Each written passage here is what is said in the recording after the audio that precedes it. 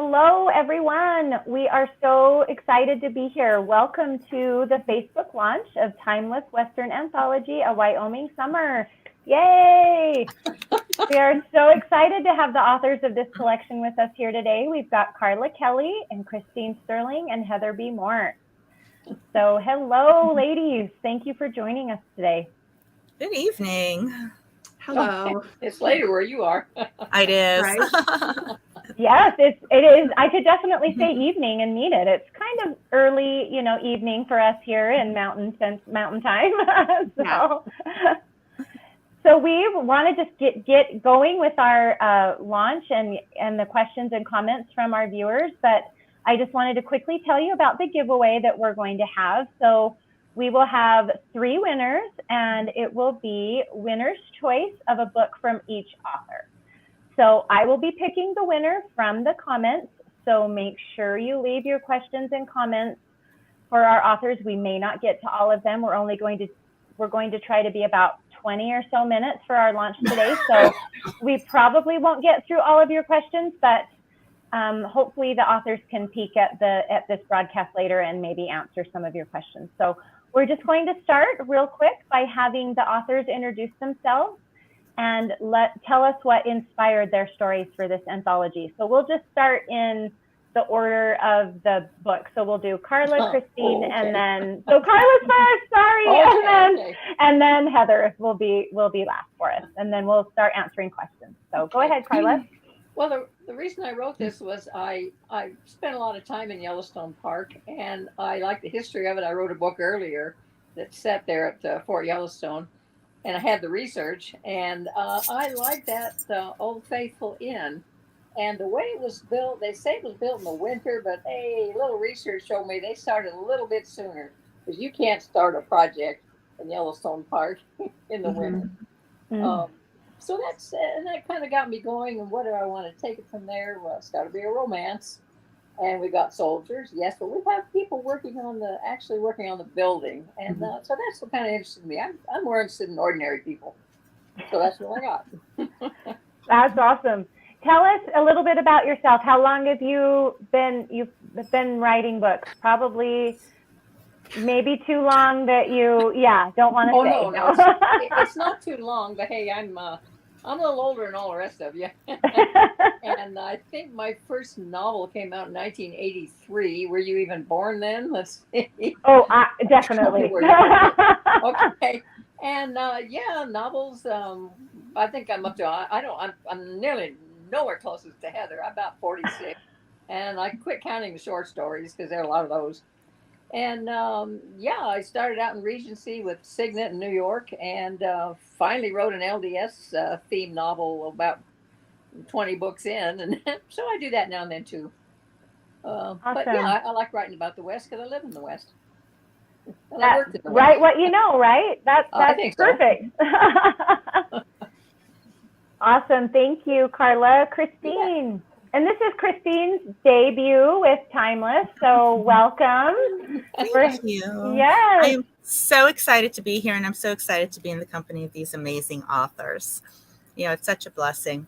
So I'm Christine Sterling. For those of you who don't know me, I do write wholesome, inspirational, and Christian historical Western romance, specifically mail-order bride romances and family sagas set in the West with a lot of romance thrown in.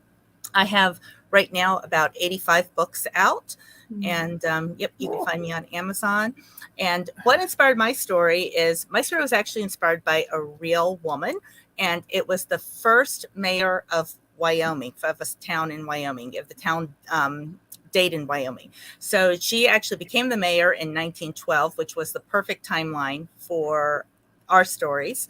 And Dayton was just completely run over with crime. And she was like, I am not putting up with it anymore.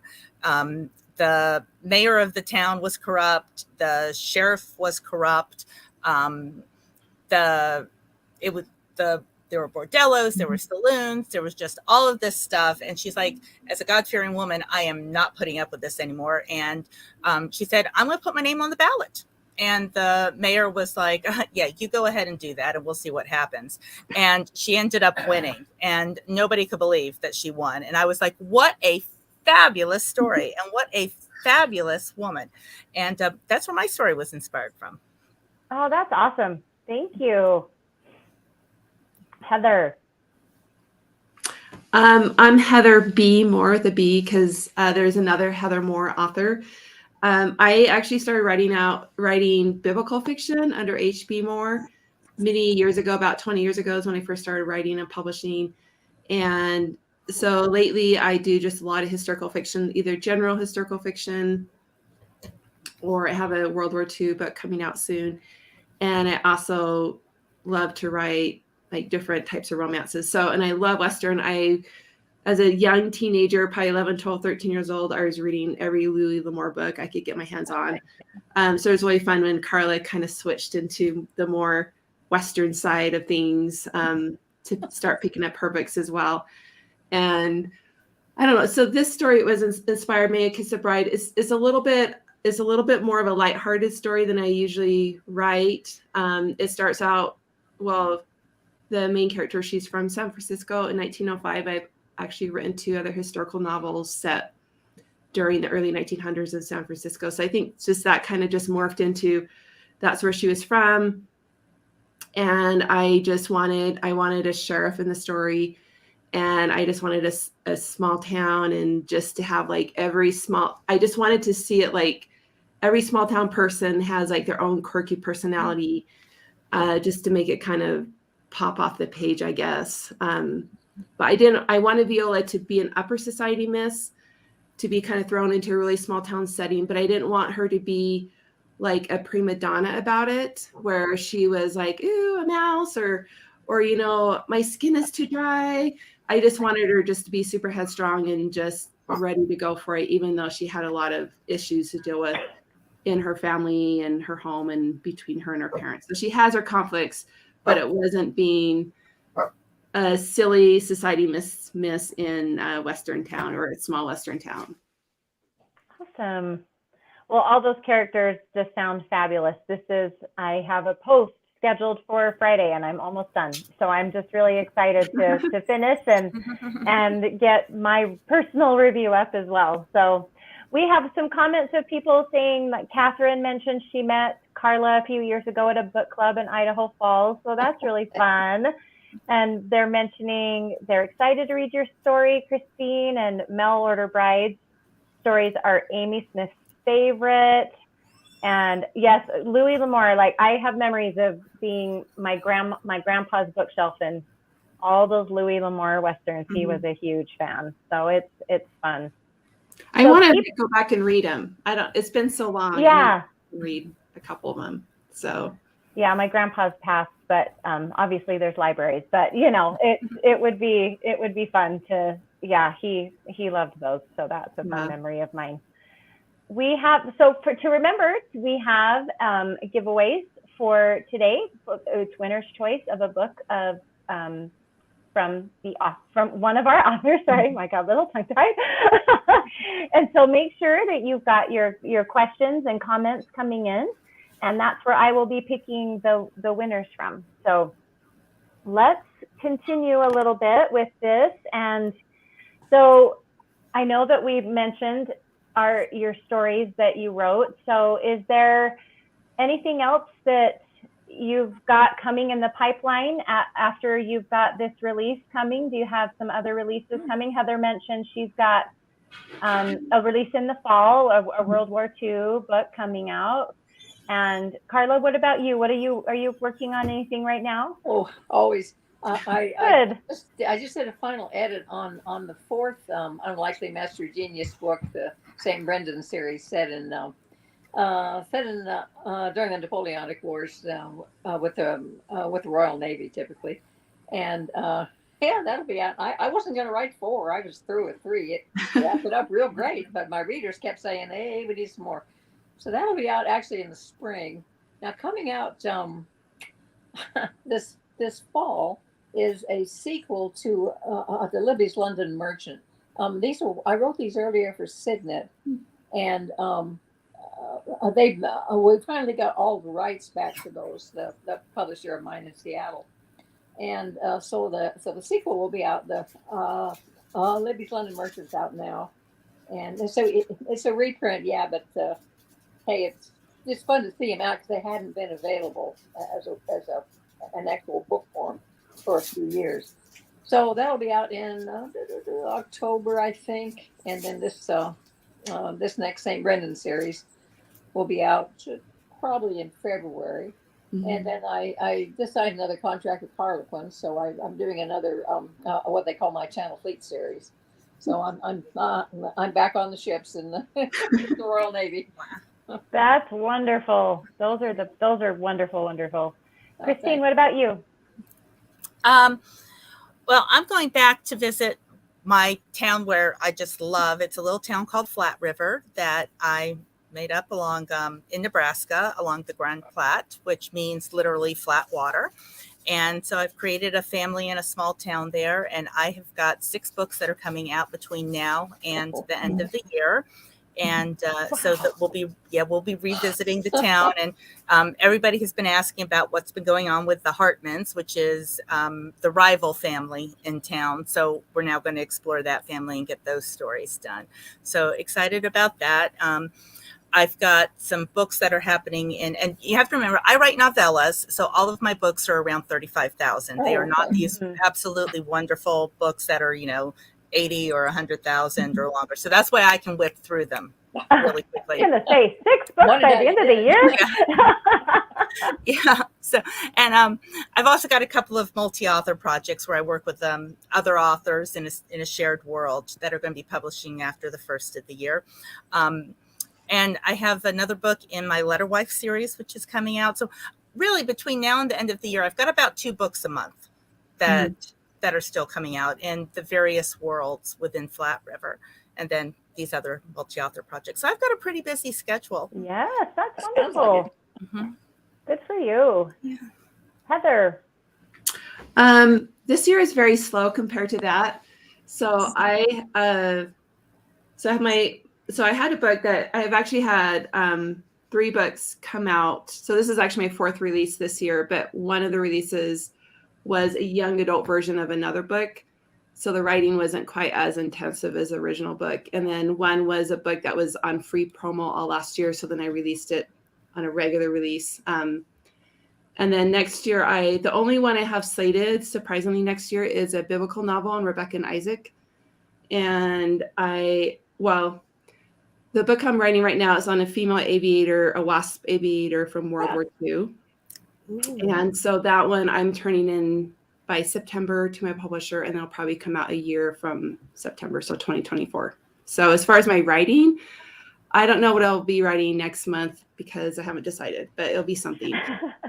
It will be something because you always have something. So it looks like we've got some questions coming in, which is awesome. So Catherine Roberry is asking, how long does it usually take you to write these shorter stories?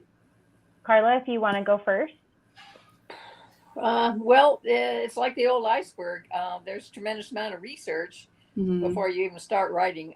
Shorter one, I think a couple months on the one I did this time.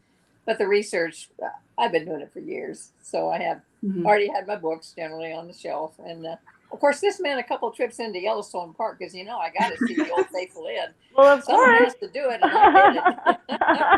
But that was important. I'm real visual. I like to see what I'm talking about, and trying to explain that to readers because you have to see that in. If you haven't, I recommend it. Yeah, a couple months to write, but a ton of research before. Awesome, Christine. What about you? Well, once the crying has stopped, I can usually turn a book around when I'm working with my sprinting partners. I could turn a book around within 5 days. So that's my first draft, and then it goes into editing mode. And so from beginning to end, if I'm very focused, about 2 weeks. Wow, that's amazing. That is amazing. Heather, what about you? I don't exactly remember on this one. Like typically when I've done quite a few of novellas this size, And typically, if I'm not traveling or if there's not like a major life event going on, I can do about the first draft in about 2 weeks, maybe about 3 weeks. And then I kind of let it sit for a while and I go back through it with a fine-tuned comb and then go through editing. That's awesome, though. Gosh, wow. I don't know how you guys do it. You know, Mindy, isn't it interesting that if you ask 3 writers how they do it, you get 3 different answers. Oh, for sure. But that's the best part, is everybody's process is what works for them. That's the best part. So here's another question from Cindy Johnson for all of you. Did you always want to be an author, or what or who inspired you to be an author?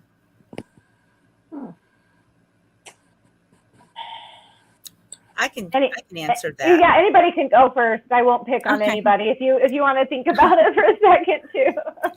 I have always wanted to be an author ever since I was 7 years old. And I specifically wanted to be a romance author when I turned 13. And my grandmother brought me home a freebie from a series called Second Chance at Love by an author called Karen Keast. And I hadn't read one of these short Harlequin-esque type of books. And so I wrote to the author and I asked her, where can I find more of your work? Turns out her real name was Sandra Canfield, and she actually wrote for Harlequin. And I became her pen pal, and I was pen pals with her up to her death. And for a 13-year-old girl, I mean, this was just like stars in my eyes. And but when I became like 18, my mother was like, you can't make a living writing romance novels. You got to find a real job. So I became a technical writer, and that's what I did. I'm a technical writer by day and a romance writer in the evening. Oh, that's so neat. I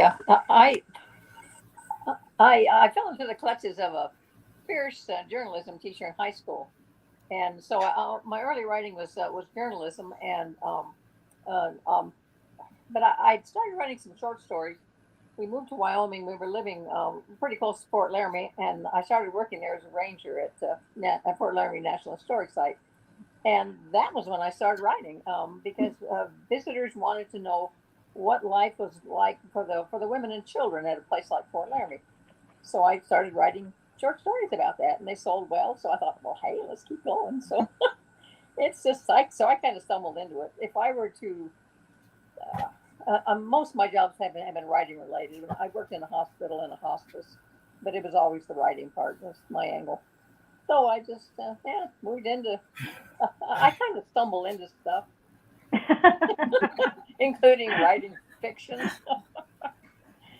Yeah, well, we're glad you did. I remember helping my grandma. She was 85, and she said I could help her with her personal history.